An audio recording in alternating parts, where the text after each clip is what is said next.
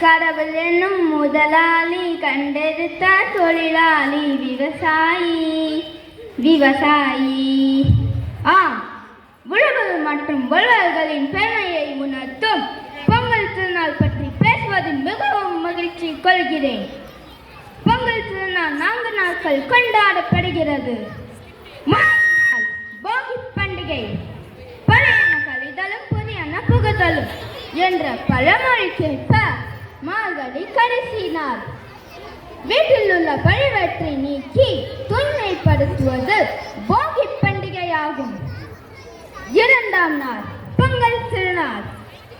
தை பிறந்தால் வழி பிறக்கும் என்ற பழமொழிக்கேற்ப தை முதல் நாள் சூரியனுக்கு பொங்கல் வைத்து படைத்து பொங்கலோ பொங்கல் பொங்கலோ பொங்கல் என்று சொல்வது பொங்கல் திருநாளாகும்.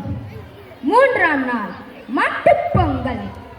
உழவு தொழிலுக்கு உறுதுணையாக உழைத்த மாடுகளை அலங்கரித்து வணங்குவது மாட்டுப் பொங்கல் ஆகும்.